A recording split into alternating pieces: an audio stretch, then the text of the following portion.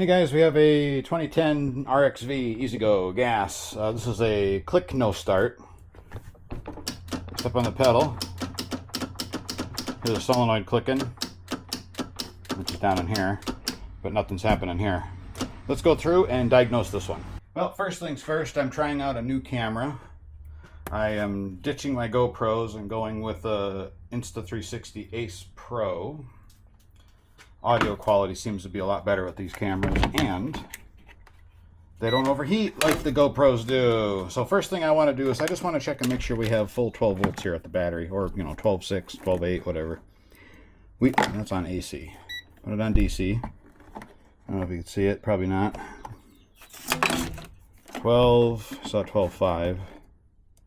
12.6, perfect. So we got a good battery. The customer said this is a new battery. We're going to check and see if we have power over here at the starter generator. And the way I like to do this is just measure it right at the starter generator. So what I'm going to do is I like to roll the engine over a little bit in both directions, just a little, and click it, maybe give it a little kick. Look at that, see?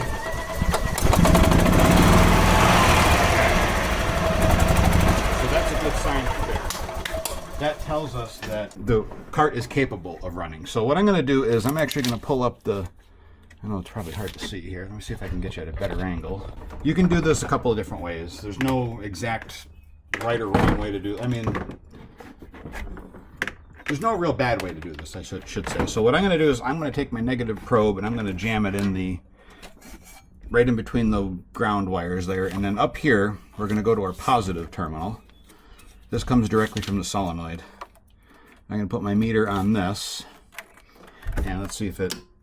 So what I do is I activate the solenoid. I have 12.2 volts, 12.3, 12.3, 12.1. So it's the solenoid, every time I click it so far, it is showing me that 12 volts is present at the starter generator. So usually what this would mean if you did not have 12 volts at the starter generator, that the solenoid is bad. So just because the solenoid is clicking doesn't mean the solenoid is bad if nothing else is happening. It's a good chance that the brushes are either hung up or they're bad inside the starter generator. So another thing you can do is, and this goes for any cart, this isn't specific to Easy-Go or agnostic to Easy-Go. You pull off your cover here and then you look inside. I'm just gonna kind of flap my spring here, see if it's... One, two. All right, so we have a bad connection within the starter generator brushes. They're actually not showing to be at their minimum. It's possible that they just have a little bit of carbon built up around them and the carrier, causing them to stick in their sliders. This job, I am going to highly recommend that you remove the starter generator from the cart. It makes it a lot easier to do the work. You don't necessarily have to completely disassemble the starter generator, but at least pull the dust covers off, inspect the brushes, slide them out of their carriers, and clean the carriers with like a points file or something tiny that you can get in there that's not super aggressive, but enough to scrape off the carbon that's built up in there. So the next step I'm going to do is I'm going to remove this from the cart. All right, and then the easiest way to remove this, let me plop the light over here, is you got to get in here. Let's see if I can get you in over here. There are two jam nuts. There's a adjustable nut and a jam nut in here, right down behind the exhaust. I don't know if I'm going to be able to get this in, but let's see. So a 9/16 or 14 millimeter. I usually end up using one of each because I lose one or the other. Make sure your key is off, so that way if you bump the pedal, you don't get your hands jammed up in there. That would not be fun. So just while I'm doing this, I'll kind of give you guys a bit of an update of what's going on with me. I know I haven't been posting a lot of videos, or any videos for that matter, for probably close to a year, a little more than a year. There's just been a lot going on since my dad died. It's been a lot of trying to get things taken care of with everything, with the house, with the family, lawyers, and all that fun garbage that you got to go through. And family member dies.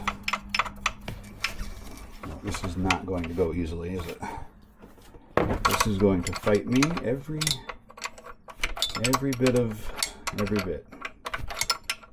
Typically the threads on this adjuster here higher up on the top nut get funky and full of dirt and stuff, and a little bit of brake clean will probably make this a lot easier, but yeah, whatever. All right, then there's that, and let's see, I think they're 1/2 inch. I don't remember off the top of my head. It's been a while since I had to remove a starter generator out of an Easy-Go. And they're way in the back, you just have to feel. I think one is a 1/2 inch and the other might be a 12 millimeter. Is that what it is? If I remember correctly. It's like another genius idea by Easy-Go and Kawasaki or whatever. I'm gonna see if I can't see, you can't see. No, I can't see anyway, so. It has been a minute since I've, oh, there we go. Okay, so yeah, it is 1/2 inch. Let's see if I can loosen it without using a double wrench here. Let's see. Okay, again, I just don't remember. It's, oh yeah, there we go. I don't think it's 5/8. It's probably like 15 millimeter. But we're going with a 5/8 because that's what I grabbed first. But anyway, yeah, so there's just been a lot going on. That's why the videos have been sparse. Okay. See if we can. Is that going to pivot yet? Yeah, that'll pivot now. We just got to get it loose enough so we can get this belt off. Once we get the belt off, it'll be easier to get in here. And it is hot today, which is great. I'm sweating. I should turn the fan on, but I don't want to. I just don't feel like turning the fan on. So yeah, back to me. Lots been happening. Shop work has been on hold. Also, Red Hawk. I'm no longer a Rocks dealer as of 2024. I'm pretty bitter over it because I've been doing business with them for over 13 years, and then because I'm not spending enough money with them per year, they dropped you like a hot rock. When I first signed up with Red Hawk, I think it was like a minimum annual purchase amount of $5,000, which was really easy. And then apparently they kept raising it because now it's like $15,000 or $20,000 that you got to spend, which is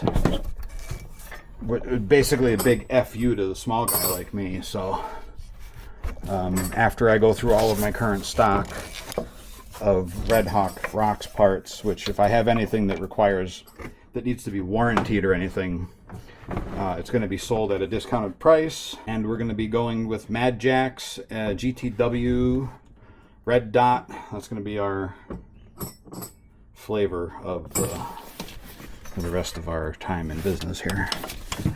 Okay, see, now I can kind of see that bolt a little better, and it's still spinning. Ouch. I wonder if I could. So yeah, that's very disappointing. You know, they basically gave the big middle finger to the little guy like me. And their excuse was, well, we never really. It's always been there, but we never really enforced it until recently. It's like, well, why all of a sudden, you know? They said, oh, you should have got a letter. Well, I never got a letter. I never got anything. And not even like a, okay, we'll try this year and see if you can meet the minimum, and no. So yeah. So Rocks parts, no, never again.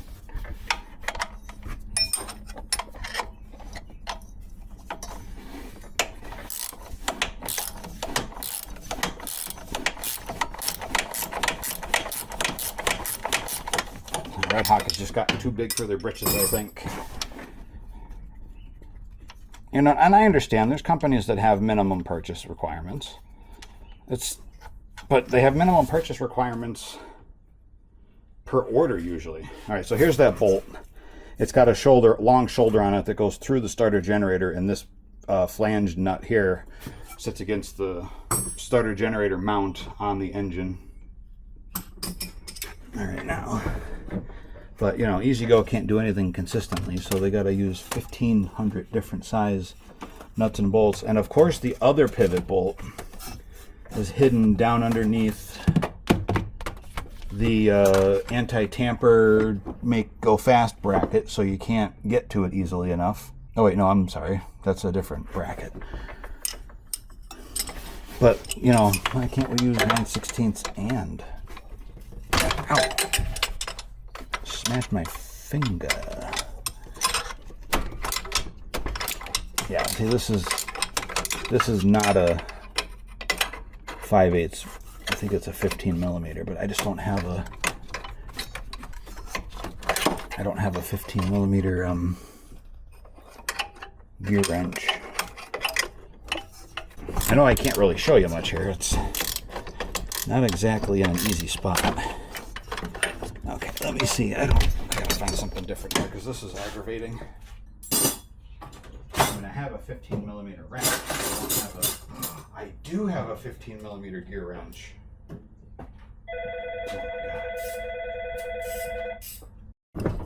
Okay, so I did find a 15 millimeter. I could have swore I didn't have one. I didn't think I had a 15 millimeter gear wrench. I mean, I have 15 millimeter wrenches, obviously, but well, that is a lot easier. I mean, it's still hard. I mean, all you're going to see is the fat of my arm jiggle in here while I loosen this bad boy up. All right, you know what? Let me do this, guys. Let me get this thing out of here, and then we'll come back. I don't want to bore you with my bitterness towards Red Hawk and E-Z-GO, because if you've seen any of my videos in the past, you know how I feel about E-Z-GO golf carts. All right, let's get this thing pulled out. All right, so it's just 10 millimeter nuts that hold the wires on for the ground and positive. You don't have to take the field wire off. What else am I hooked up to? Oh, 8 millimeter on the DF wire or the generator side. Let me get that off of there. Just remember, when you're taking these off, try your best not to spin the post, because if you do, you risk damaging things internal to the starter generator, and then you're going to be kind of screwed. Okay, I'm just going to kind of wiggle this thing back and forth because it's a little, the threads are a little funky. Okay, there we go. Now it's going easy. Probably would have helped if I used the socket, but that's okay. Okay, there we go. Yeah, you definitely don't want to spin these threads or these studs, because internal damage will happen, and you want to avoid that at all costs. I'll do my best to show you what I can here. I'm going to pull these dust covers all off. Oh yeah. Oh, see, this brush is wore out. That brush is probably stuck. That brush is stuck. And that brush is wore out. So 2 of the 4 brushes are wore out. So unfortunately, we're going to have to zip this thing apart. So what I'm going to do, we are going to have to replace the brushes in it, unfortunately. These are 10 mil. No. 8 mil. Yeah, okay. So there's no repairing, unfortunately. It is no taking it apart and cleaning it thing. It's going to just be disassemble and see how easy these come out. They should always come out that easily. And then I'm going to take this off, but I'm going to mark it the red line so I know that this wire is the field wire. Okay. Oh, that was loose too. That was not very tight. And then once you get past the locking washer, you should be able to just back it off real easy. And then what I'll do, just for reference as well, this is just my way of knowing where things go without having to really think too hard. I always leave the ground stud with no nut on it and washer. The positive, I always return the nut and washer. And then the field, I will leave the nut and washer because I know that, you know, positive and negative don't go on that same end. Now this end, see, it just slides right off. Oh yeah, you can see they are definitely wore out. And the armature isn't bad. Okay, this is an AMD starter. Yep. Advanced motors and drives. Also advanced micro devices for PC components. Okay, so we know that is... we know the starter generator is good. That's a good thing. So this is going to save the customer some money on the repair. Unfortunately, though, these AMD starter generators, you have to take apart and restud them, which is, see, they're two separate brushes, right? So it's a pain. It is a pain. The way this is designed, it's terrible. I've actually started switching over to, where's my screwdrivers? Reliance starter generators instead of using the OEM ones. I even stopped using, even before Red Hawk dropped me, I stopped using their starter generators. I just didn't trust them. Every starter generator I put in, for the most part, failed at some point. So I just, yeah, it's probably a blessing in disguise that I'm no longer a Red Hawk dude. Okay, so when you pull the screws out that hold the bracket in, you can see there's only two holes that have, they're already piloted and tapped. And just be mindful of which ones you pulled these out of. You can see there's 4 holes in it, so this carriage can really go in anyway. Just be mindful of where the bolts were that you took out, because you are going to have to remove these studs. Let's see, 10 millimeter. We're going to do one at a time so we don't mix them up. So we're going to start with A1. So in this case, it doesn't really matter if you twist them off. The new starter generator brushes come with all the things you need for all the things you need. Okay, so there's one. And they go in opposite things here, you can see. So the shortest one goes closest to the top. We'll pull that one out. Okay. And we'll pull that one out. So yeah, you can see the difference here. And they're pretty chunky carbon brushes. But at this point now, I mean, you can see there's a little bit of carbon where these things are sticking, but we're already this far in, so we're just going to replace them. I would say the other starter generators are a lot easier to do this work on, but, you know, that's just me. And then you grab the spring, you can rotate it with your finger. Wire goes towards that way, the back, I'm going to call it. As you can see in the other ones, they're the same way. Rotate that with your hand. I'm going to try to, like I do on the other starter generator brush sets, there we go. We're going to try to hold it in place so it doesn't fall in. We'll do the same thing on this side. I really hope you guys can see what I'm doing because it's hard to zoom in. All right, so we got that one in place. And then we're going to knock out, take these nuts off. And that insulator. Oops, I just dropped a washer. Okay. Lock washer. Right in the bearing carrier. Okay. And then what I like to do is make sure that the wire faces that away. Make sure that that nut sits in here. This is the hardest part, is fiddling with this without breaking anything. Okay, just like that is fine. Basically, let's make sure everything's going to line up. Oh, is this keyed? No, it's not. I thought it was. Okay. And then we're going to put on our insulator. We're going to put on our nut. We're not going to cram them down tight yet until we get everything in place. I just want to get everything started here. Okay, and then we have a flat washer, a lock washer, and a new nut that will go on there. Get the old one out of the way. This is a dirty job, and I don't have any gloves on. Okay, we're going to do the second set here. Hope that spun a little bit, but that's okay. It doesn't matter. They don't matter anymore. Take off the old bits here. And you can see the orientation of the wires are up. I don't really think it's that super critical, but we're gonna try to mimic what is already here. Pull this brush out. All right, come around the side. Pull this brush out. Carbon brushes stink.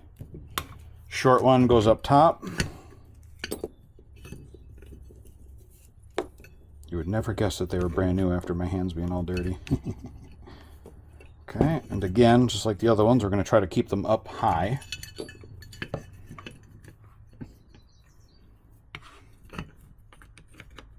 Same thing here. And then we're going to remove this hardware again. Rinse and repeat like we did the other side. Whoops, dropped another frickin' thing in there. Same thing, the lock nut. Always the lock nut. Okay. And then one thing you're going to notice with, I don't know, these are Rox brand, and again, this is just old stock I'm using up. The nut is not captive in this plastic bit. It kind of sits on top until you crank it down. I'm going to put it under... Oh, wait, no, I'm not. I'm going to put it... Yeah, I'm going to put it under. I'm going to move this brush and go under like it was. Or this one's going to go over, rather. I don't know what I'm trying to say. Let me get this in first, and then we'll reseat that. The most important thing is to make sure that this part here, is see how it has a square? Both of them, they got to go into the square of the casing here. You want to make sure that just seats flush. And then you put your insulator on. Oops, you know what? You're supposed to put the flat washer on first. Yeah, insulator, flat washer, and then the nut. Let me fix that right now while I'm thinking about it. I don't know why I didn't pick up on that, but it's been a while since I've done these. Been a while since I've done these starter generators. Okay, so you can see how my wires are pointing towards the bearing carrier. I'm going to loosen that up and rotate them up. And then I'm just going to snug it so it doesn't turn on me. Okay, and then as you tighten it down, it'll pull that bolt down into the plastic bushing there. Turn this one too while I'm here. Okay. All right, so now we're going to reseat these. Get this down inside. And then I'll set that brush in place. Oh, I just pushed that one in. It's okay. All right, let me get these little screw bolty things started. And I don't like to put everything in tight until I get it all where I want it. Make my adjustments and then we'll tighten everything up. Because these wires are a bit fiddly. Hopefully you can see what I'm doing. Yeah, I guess you can. All right, let's get it touching and then we'll... Okay. Right, so now these sticking up, they'll go down in once they're seated properly. Let's get this brush back in place. Like so. We're going to push this one back up. Past the spring. Okay, so that's basically it. Everything looks good. I'm happy with where all the wires are pointing. Just double checking the contacts of the wires are here. Now I'm going to go and tighten these down. Like I said, these will pull captive inside those internal bushings once you tighten them down. And they are, and the wires did not move, so I'm happy with that. It's hard to show you that, but you just got to make sure they don't touch any of the aluminum casing. You don't want anything shorting out. And you don't have to go gahunga tight with these either, because you will break the insulators. Okay. That was probably not smart. Okay, let me go blow this out with the air compressor. All right, so I blew the starter generator out as well. So I got a little scour pad here. We're just gonna clean up these brushes here, and then we'll Make sure they're all nice and cleaned out so the little splines aren't all dirty and everything. And I've been doing it this way for years. And I've not had a starter generator come back because it failed because of this. I've had them come back because they failed because their other component, like the internal windings, would short out or whatever. Oh, they smell of carbon dust. Won't be breathing that stuff in. Okay, nice and clean. Give that a little rinse. This stuff evaporates pretty much immediately. I'll take a shop towel just to wipe it off, make sure it's all good. And what I'm looking for now is I'm just looking inside the little slots, make sure there's no corrosion or buildup or anything in there, and it all looks good. So I'm very happy with that. This starter generator got a new lease on life. And again, this might not be the proper way to do motor rebuilding, or reconditioning or whatever, but it works. It works for me. It's worked for me in the past. And again, just make sure all your brushes are up and out of the way. Line up your pivot bolt holes. Make sure those are good. All right, and there's no, let me double check. I'm pretty sure this is not keyed like, of course not. Why would it be? It's not keyed like the Reliance and other starter generators are. But it only has bolt holes in 2 spots, so you can't really misalign it. I mean, I guess you can, but you won't be putting it back in your cart if you did. All right, so now, oh, you know what I didn't do? Thanks for telling me. See, you got it. You caught it. I heard you yelling through your monitor there. Heard you yelling from the computer. I did not tighten down our carrier screw thingies here. Oops. Sorry. So you guys let me know what you think of the audio of this new camera and the video. I think it's pretty good. I've been using this camera for a while now. I have a couple of them because I wanted to replace the GoPros. Oh, here we go. It's never going to end. It's that time of year. Okay, so where were we? We are putting the starter generator back together here. So we're just going to give it a few clicks. Make sure it's seated all the way around correctly. It's not bound up. The bearing is flowing nice and smooth, as you can see. Now we're going to just push down all of the starter generator brushes. Looks like that one already decided to take it under its own power and do it. There we go. And then we are ready to plop this bad boy back in the cart. This is the bottom one. No, actually, technically, this is the bottom one. This is the one that has the vent hole. So we will install the vent hole.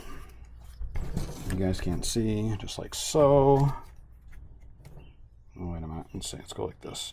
The thick side goes towards the body. The thin side goes towards the rear case. I'm going to use a screwdriver because that hurts my fingers to do that. There we go. I'll put that one in. I'm going to put this one in. That one in pretty easily. Try not to breathe that carbon dust because it's gnarly stuff. I don't know if it's probably not good for you, but okay. And then I have this one on the cart here, so we will also install our field wire. We'll use our new hardware since we have new studs. This thing will probably whirl over a lot faster now too because it's got new bits in it. And then I always advise, if you have a wrench that's thin enough to get in here, try to hold onto that nut there. Actually, no, that nut could stand for a little bit more tightening. I got these little stubby wrenches. There we go, that's better. Do this one too. Okay, that one's tight enough. And they're pretty good. These are Gear Wrench, not a sponsor. Just gonna hold it back on that. So I'm gonna use this wrench here to hold back, and I'll use another 10 millimeter to tighten this up. And don't over reef these because you will snap the studs off. Ask me how I know. I'm going to need that. I'm going to need that for the other ones. And then drag your boot down. Slide it over. Slide it over. There we go. Okay, so their field windings are good. Let me get this other dust cover here. What did I do with it? There it is. Put this on.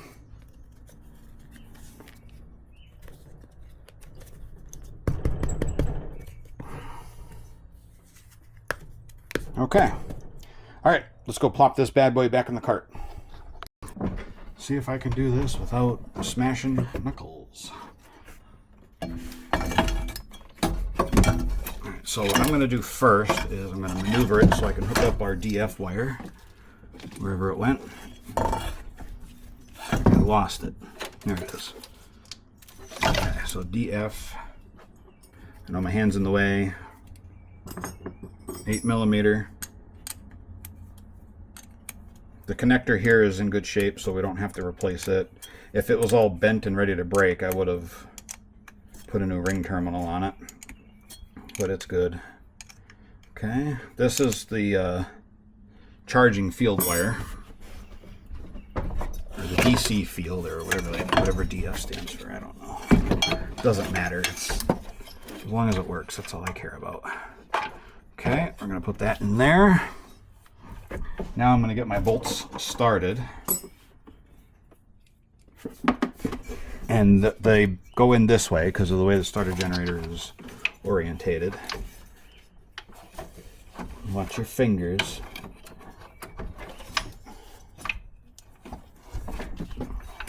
Can't see nothing. Okay, that one's in.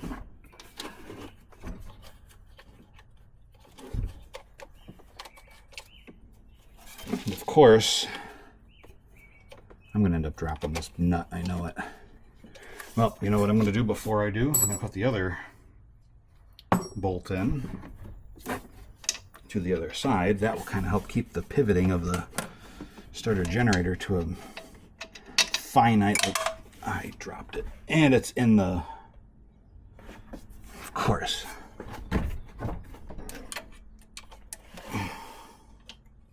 Get my little finger grabby thing.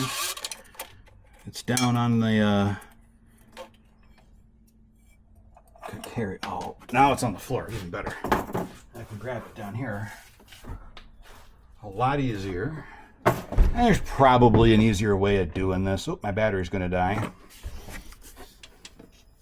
All right, let me go get a battery for this camera and we'll continue. Starter generator's in. I got the cables all hooked up and tightened down. I don't have the belt on yet. Let's see if we have any arcs. None. Beautiful. All right, let's get the belt on. We're going to roll the belt on backwards, like so. Now the back bolts, I only have them tight enough just to hold the starter generator in place. So now we're going to use these. They're tight enough so it won't like flop around. When I tighten this up, it'll actually snuggle up properly. You know, I wonder if I can lift that up and spin this by hand. Yeah. Maybe a little bit faster than key is out of the ignition. Trying to do that. All right, so we will 9/16 this up here. It's not exactly in the easiest location to get to with your fingers. Some carts are just easier to work on than others. Easy goes are not easy to work on. They're not hard, but they're not easy. All right, so there we go. So that's tight. Let's snug up our pivot bolts here. If I can find it. I'll find it once it starts rotating. There we go. Oh, that ain't it. There it is. Okay. And like I said, you don't have to go behind it tight with these. Key on. Let's see what happens. Wow, listen how much faster that spins over.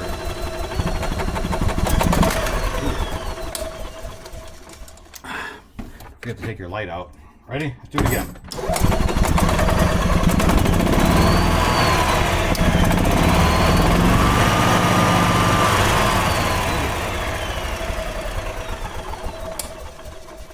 Beautiful. All right, so now what we're going to do, we want to make sure the charging side of it is working. And this you could do with a plain old voltmeter. You don't need any special tools. Negative on the negative terminal, which I'm just going to jam it into the braids here because I need my other hand to start the cart. Positive on the positive terminal. We're going to watch to make sure our voltage climbs above 12.6 volts. Whoops, I hit the horn. Did it again.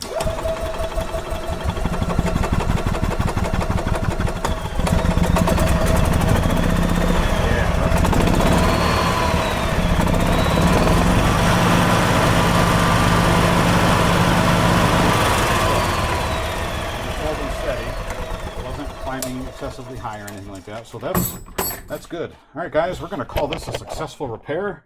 I'll throw the seat on it, let the customer know, see if there's anything else we're going to do. So thanks for coming along.